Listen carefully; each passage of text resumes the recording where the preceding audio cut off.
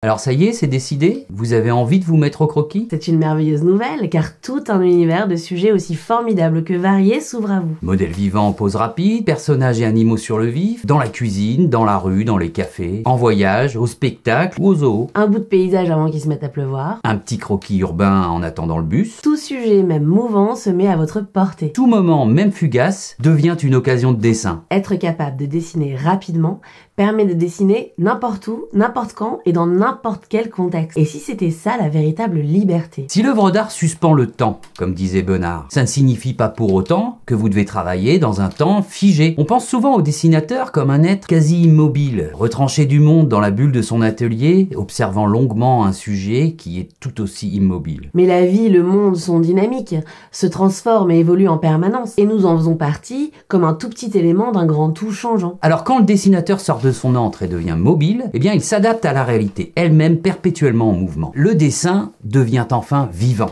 Mais entre cette belle philosophie et la mise en pratique, c'est pas si simple. Alors comment faire pour dessiner vite? Gagner en rapidité pour pouvoir s'adapter à toutes les situations. Voici nos 5 astuces pour aborder sereinement et avec succès la pratique du croquis.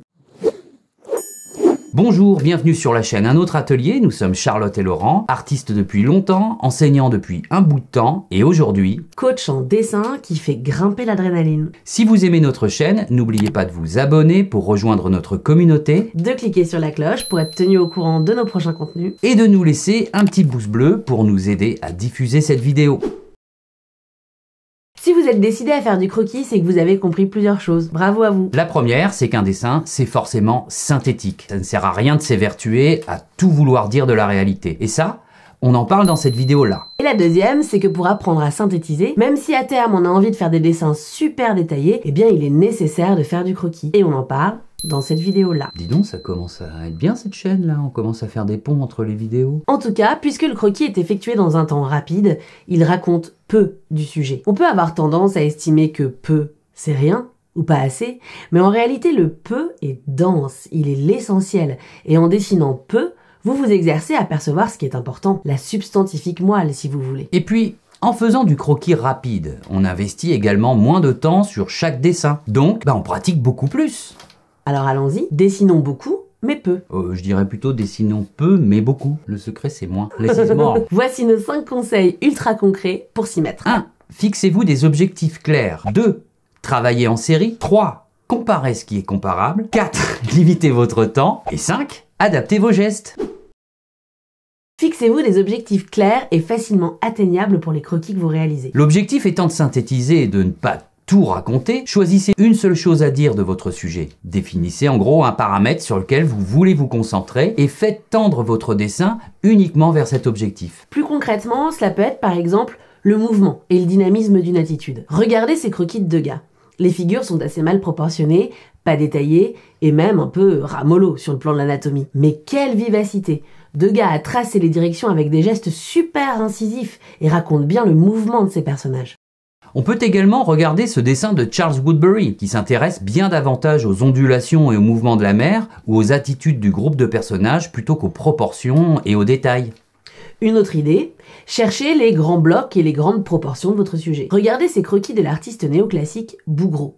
Ces études ressemblent à des espèces de blobs de pâte à modeler ou des blocs taillés dans de la glaise. Ce qui intéresse ici l'artiste, c'est la forme et la taille globale de ces groupes et de ces personnages. C'est un super exercice pour apprendre à dimensionner. T'as dit blob là? J'ai dit blob et ensuite j'ai dit bloc. Mais blob ça existe? Blob c'est ça existe pas? De son vrai nom Physarum polycéphalum, le blob est un organisme unicellulaire qui n'est ni animal, ni végétal, ni champignon. Il n'a pas de cerveau mais peut apprendre, voire transmettre des informations en fusionnant avec ses congénères. Bon, moi ça me parle. Vous pouvez également dessiner des silhouettes et chercher l'empreinte des formes dans l'espace. C'est ce que fait Seurat dans ses croquis. Observez à quel point les figures se détachent de l'arrière-plan, un peu à la manière d'ombre chinoise. Vous avez vu d'ailleurs notre vidéo sur le travail de Seurat? Vous devriez. En tout cas, c'est pas parce que c'est du croquis qu'on n'a pas le droit d'utiliser des valeurs. En revanche, l'intérêt du croquis, c'est d'être rapide. Alors, les nuances de gris ne viennent pas raconter des modelés extrêmement précis, elles s'expriment davantage comme des aplats pour détacher les éléments les uns des autres. Dans le même esprit, on peut également observer le travail de l'artiste anglais Alexander Cousins, qui utilise la tache et la masse pour raconter ses paysages.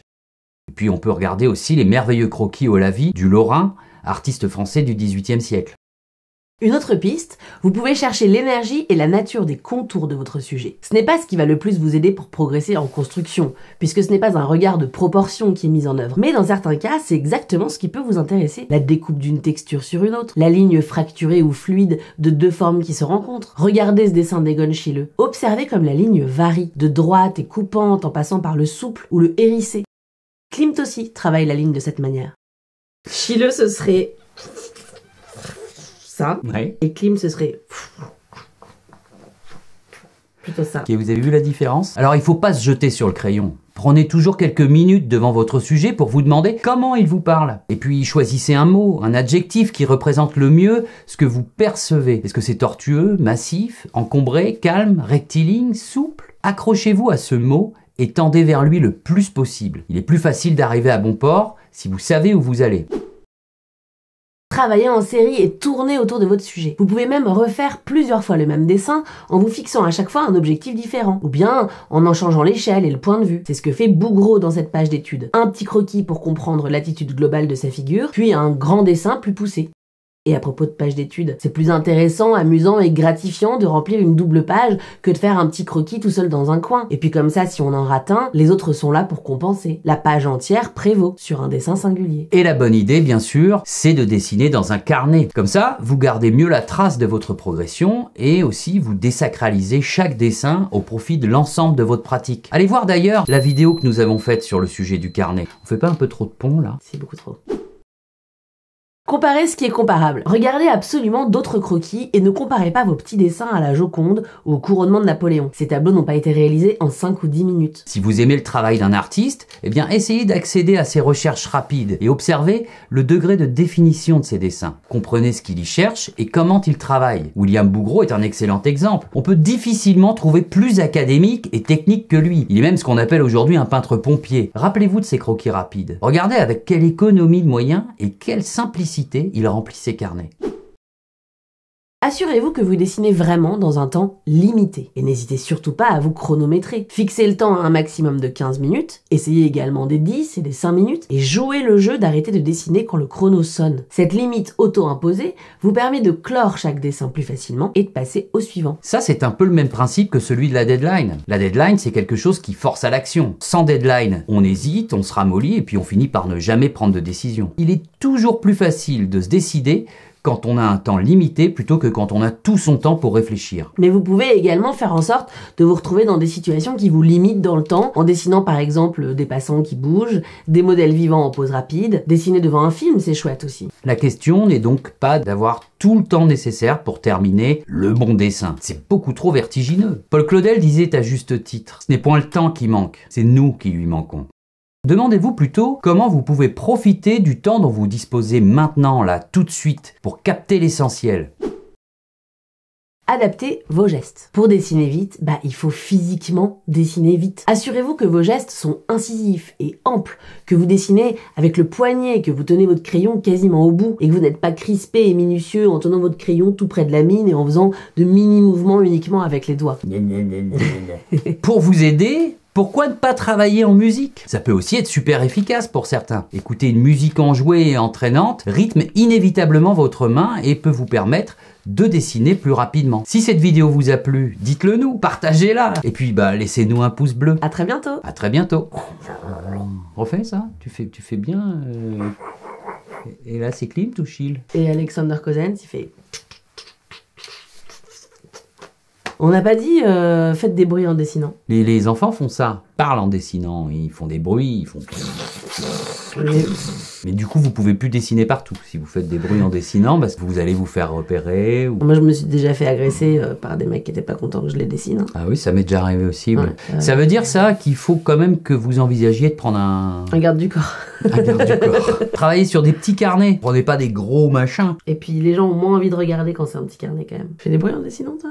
Oui, moi je fais du bruit tout le temps. Je fais du bruit dans ma tête. Dessiner, pour moi, ça a remplacé le jeu. Mais je continuais à jouer, en fait, en dessinant. Mais j'étais à un âge où c'était plus raisonnable de jouer. Donc je jouais dans ma tête. Ah oui, c'est beau. C'est beau, hein.